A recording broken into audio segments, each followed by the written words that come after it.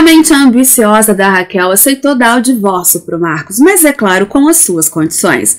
Mas antes de você conferir tudo o que irá acontecer nos próximos capítulos de Mulheres de Areia, não esqueça de deixar o seu like, inscrever-se no canal, ativar o sininho e compartilhar com geral. Donato resolveu pedir ajuda na casa do César e levou o da Lua. O problema é que César tem raiva do da Lua e quer mandar o rapaz de volta para a clínica. Os dois começam um desentendimento, da Lua aproveita essa oportunidade para fugir da casa do César. Donato até vai atrás do rapaz, mas a Lua, muito esperto, consegue se esconder.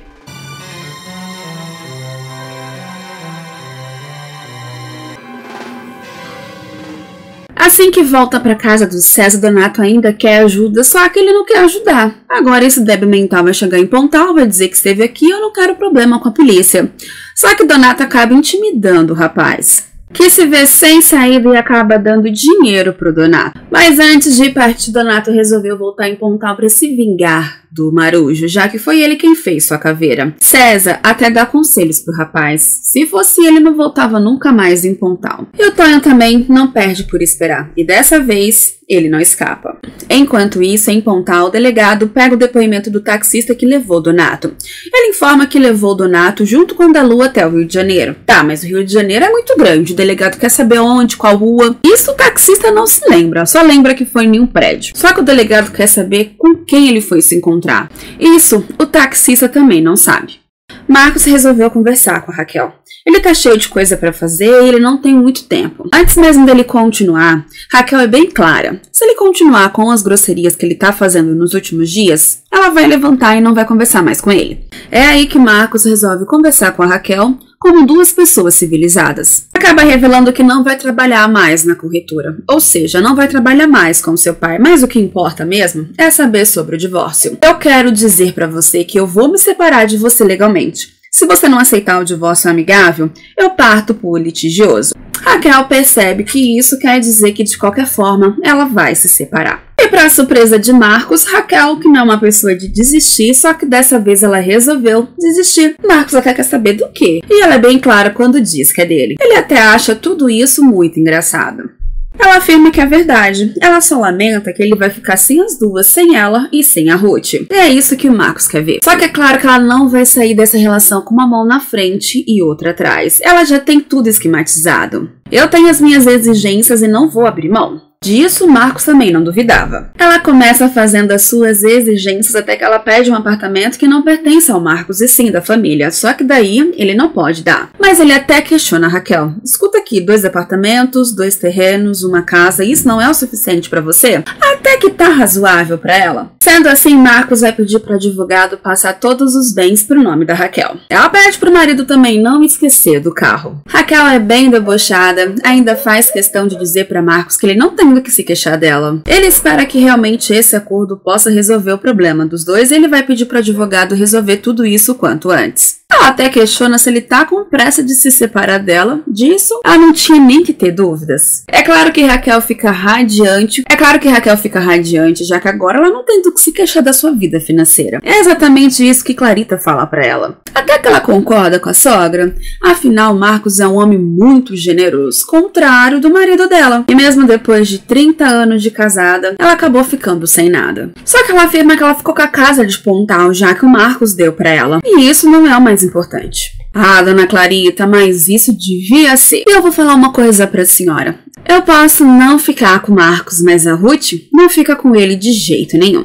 Enquanto isso, Tonho conta tudo pro delegado. Donato levou ele pra casa do César no intuito de pedir dinheiro pra ele fugir. Só que o César queria mesmo internar ele no sanatório novamente. A Alzira até afirma que César é um homem muito esperto, vai fazer a mesma coisa que fez da outra vez. Só que o delegado comunica que ele não deveria ter feito isso. Ele, como advogado, tinha que ter comunicado à polícia. Ele não pode cobertar um foragido. Ele garante que o César tá encrencado e vai conversar com ele. Assim que tá de saída, a Alzira diz que assim que aconteceu tudo, ela veio correndo avisar o delegado. E ele diz que ela é muito esperta e chama ela de Ruth. O delegado até questiona a Glorinha se ele tá confundindo as duas. Glorinha afirma pro delegado que pro Tonho, a Alzira é a sua Ruth. Enquanto isso, Tony experimenta o seu vestido de noiva e Manuel avisa a todo momento que o Dr. Munhoz está esperando por ela no consultório dele.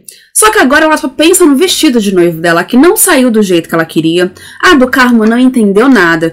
Primeiro que ela queria um vestido mais curto, e esse tá cheio de babado, de renda. Ela queria sem manga, ela queria com decote, ela queria mais justo. Ela não sabe nem se ela vai ficar com esse negócio na cabeça já que tá apertando muito, e muito menos casar com sapato. Só que Manuela tenta explicar pra ela que ela vai se casar com o médico, ela vai casar descalça. Tônia garante que sim, é melhor do que ficar 30 minutos em pé com um sapato que tá apertando ela, nada tá saindo do jeito que ela quer. Manuela fica irritada, afinal tem que ter muita paciência pra lidar com a Tônia. E ela já falou várias vezes que o Dr. Munhoz quer falar com ela. Ela decide ir deixando Tônia falando sozinha. Nesse momento, Vitor chega. E ela, sem saber que tá sozinha somente com Vitor, até questiona a amiga se é normal ficar nervosa no dia do casamento, porque agora ela tá muito nervosa e ela tem muito medo de chegar na hora H amarelar. É nesse momento que ela quase cai e Vitor pega ela nos braços. Ela fica até um pouco assustada, afinal ela achou que estava falando com a Manuela. Ela pede pro rapaz colocar ela no chão. Ele até diz que casamento é uma coisa séria. Ele garante que só pode casar se for por amor. Só que Tônia lembra ele que ele já foi casado e se separou, então se for por isso não adiantou de nada. É aí que Vitor diz que pensou que amava sua ex-esposa. Rola um certo clima entre os dois e Tônia garante que Munhoz gosta dela, ela admira muito ele e ele aceita ela do jeito que ela é. Só que isso não é o suficiente. Vitor garante que para um casamento dar certo, é necessário que exista muito amor entre os dois. Os dois ficam se olhando, nesse momento aparece Munhoz e Tônia garante que Munhoz ama ela de verdade. É claro que o médico adora ouvir isso. Além de se declarar para a noiva. Nisso, Vitor vai embora. O Dr. Munhoz quer saber o que ele estava fazendo lá e nem Tônia sabe direito. Tônia fica um pouco nervosa, afinal o noivo não pode ver a noiva antes do casamento. Diz que não dá muita sorte. Munhoz acha isso uma besteira, mas ela pede para ele ir embora. Antes de ir, Munhoz faz questão de dizer que ele ama muito ela. E ele ama pelos dois. Mas parece que Tônia não tá tão animada assim com esse casamento. Chega o dia da reunião para saber se Sampaio continua na presidência. É aí que Sampaio percebe que Virgílio assinou errado. Ele assinou como sócio majoritário. E Marcos concorda que isso não está certo. Só que Virgílio diz que está mais do que certo, já que ele tem 51% das ações. Virgílio acaba confirmando que durante a viagem do Sampaio ele subscreveu as ações no nome dele. Diante disso, ele tem um controle acionário da corretora. Ele é o sócio que possui a maioria das ações. Ele faz questão de comunicar a todos que a partir daquele momento, o presidente da corretora é ele. É claro que pega todos de surpresa, principalmente Sampaio. Virgílio ainda pede para ele agradecer, afinal ele está doente. Sampaio não consegue entender, afinal ele mandou todos os documentos e uma procuração para Marcos. Só que o Marcos garante que não recebeu nada. Virgílio, muito cara de pau, garante que não recebeu nada, então ele foi obrigado a subscrever as ações em seu nome. Sampaio lembra que ele até comunicou que vagamente passaria mais tarde para o nome dele, só que isso não aconteceu. E Virgílio, achando que ele tá na quinta série, acaba dizendo que Sampaio mesmo que não queria falar com ele. Marcos acha melhor remarcar essa reunião, só que Virgílio não concorda, já que a assembleia é legítima. Marcos diz que não, já que ele não pode votar em si próprio. Para acabar logo com tudo, Sampaio acaba admitindo que o novo presidente da construtora é o Virgílio. Em seguida, já na sua sala, Marcos garante pro Sampaio que isso não vai ficar assim. Marcos garante para Sampaio que não sabia de nada. E Sampaio logo pensa que foi o Virgílio que deu um jeito dele não receber os documentos. Ele começa a passar muito mal e Marcos pede para chamar uma ambulância. Marcos, totalmente revoltado, chega em casa e conta tudo para a mãe. Agora o pai tem a maioria das ações. Raquel escuta e até acha legal. Afinal, Virgílio sempre quis isso. Marcos quer saber se o pai dele falou com ela e ela diz que não. Afinal, não precisa ser nem muito esperto para saber que ele sempre quis ser o presidente da empresa.